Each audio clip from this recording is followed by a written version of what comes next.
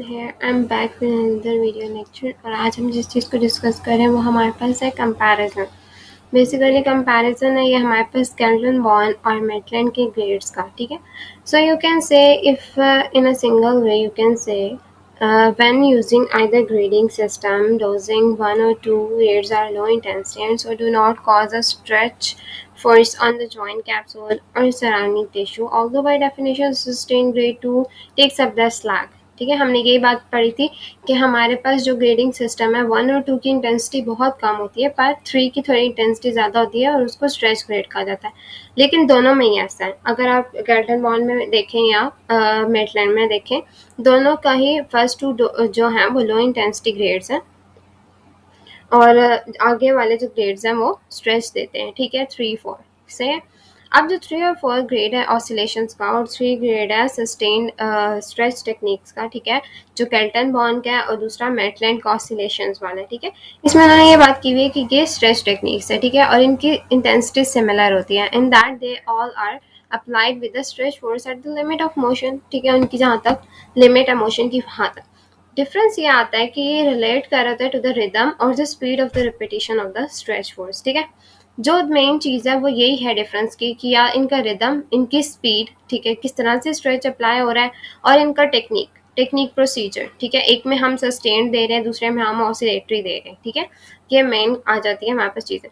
For clarity and consistency, when referring to dosage in the context, the notation graded oscillations mean to use the dosage are described in the section on graded oscillation. वही techniques जो उसमें बताई हुई हैं उसी तरह से हम ग्रेडेड ऑसिलेशन उसी तरह से अप्लाई करेंगे, उसी टेक्निक के थ्रू, उतनी इंटेंसिटी के साथ।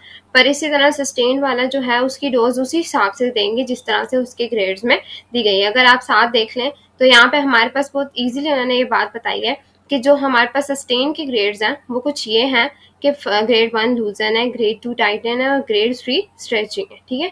सो इनकी इंटेंसिटी डिफरेंट है, ठीक है। इसमें स्मॉल एम्पलीट्यूड है, इसमें थोड़ा सा इतना आ जाता है कि हम स्लैक टेकअप कर चुके होते हैं और थर्ड में हम फुल स्ट्रेच दे रहे होते हैं। उन्होंने कहा है फिर चॉइस आपके ऑसिलेशन या सस्टेन टेक्निक्स यूज़ करने की वो पेशेंट की कंडीशन पे भी या पेशेंट के रिस्पॉन्स पे भी डिपेंड करती हैं। कई बार आप ऐसी कंडीशन को मैनेज कर रहे होते हैं, जैसे पेन हो गया तो कुछ लोगों में पेन ग्रेड 1 में ही स्टार्ट हो जाता है, कुछ में 2 में भी नहीं आता। तो इस तरह से ये कंडीशन वेरी करती है पेशेंट टू पेशेंट, ठीक है। अगर तो आप स्लो इंटरमीडिएट ग्रेड 1 दे रहे हैं, ठीक है, तो ग्रेड 1 या ग्रेड 2 दे रहे हैं और वो सस्टेन ज्वाइंट टेक्निक्स है, ठीक है, मतलब स्केलेटन बॉन्ड का कॉन्सेप्ट है, तो फिर आप रिकमेंड कर कि हम दे दे, ठीक है, जहाँ तक पेशेंट को पेन नहीं हो रहा है। पर इसी तरह से ऑसिलेशन जो है वो भी आप तब तक दे सकते हैं जहाँ पे आपको पेशेंट कहेगा कि मुझे यहाँ पे पेन आ रहा है, तो वहाँ पे आप स्टॉप कर देते हैं, ठीक है।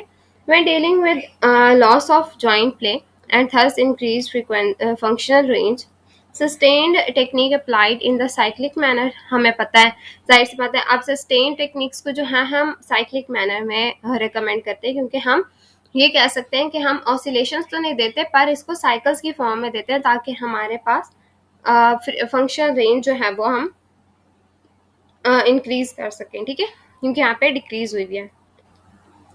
फिर जो स्ट्रेच फोर्स होती है उसको भी मेंटेन करना होता है ज़्यादा टाइम के लिए और फिर हम क्रीप भी हमें ज़्यादा चाहिए और प्लास्टिक डिफॉर्मेशन भी हमें ज़्यादा चाहिए, जो हम लास्ट टाइम डिस्कस कर चुके हैं, तो मैं यहाँ पे इतनी डिटेल में नहीं जाऊँगी, ठीक है। When attempting to maintain available range by using a joint play techniques, either grade 2 oscillations or sustained grade 2 techniques can be used.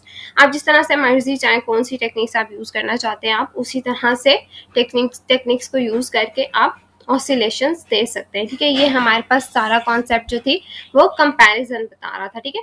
Like हमारे पास ये जो पॉइंट्स हैं ये बता रहे हैं कि यहाँ पे कितने कौन सी टेक्निक कहाँ पे काम कर रही है। अब मैंने कहा ग्रेड 2 के ऑसिलेशन और सस्टेन के ऑसिलेशन दोनों ही अवेलेबल रेंज को मेंटेन करने के अटेम्प्ट में काम करती है, ठीक है। ये हमारे पास थी कुछ छोटा सा कंपैरिजन। नेक्स्ट हम फिर नेक्स्ट पार्ट में डिस्कस करेंगे पोजीशनिंग और स्टेबलाइजेशन को। ये हमारे पास हो गया कंपैरिजन।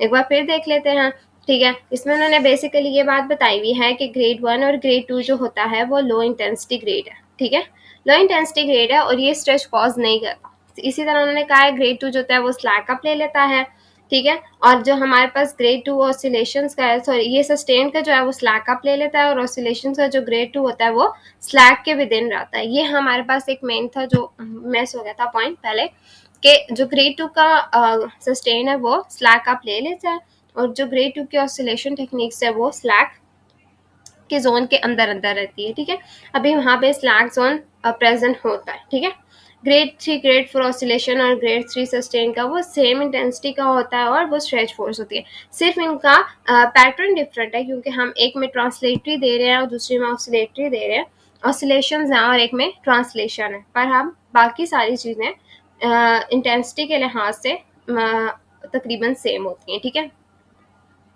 इनमें मेन डिफरेंस यही है रिदम और स्पीड, स्ट्रेच या रिपीटिशंस हैं, क्योंकि रिपीटिशंस जो होती हैं हम सस्टेन में थोड़ी देते हैं और ऑसिलेशन में बहुत ज़्यादा आ रही होती हैं। तो बस यही चीज़ है। ठीक है, फॉर क्लैरिटी एंड कंसिस्टेंसी वही बात आ गई थी कि हमने कहा था डोज की बात की थी। ठीक है, किसकी कितनी डोज आएगी। नेक्स्ट पे हमने कहा पेशेंट की चॉइस या पेशेंट के रिस्पॉन्स पे हम कहते हैं। एंड थर्ड वन इज कि हमने किसने कितना अटैम्प्ट किया था वो, और कि कौन सा जॉइंट कैसे डील कर रहा है। हाँ, हमारे पास डिक्रीज रेंज ऑफ मोशन से किसकी साइक्लिक है किसकी रिदमिक है, ये सारी चीज़ें हमने देखनी थी। ठीक है, सो थैंक्स फॉर वॉचिंग। अगर फिर भी कोई चीज़ समझ आए तो आप कमेंट सेक्शन में पूछ सकते हैं।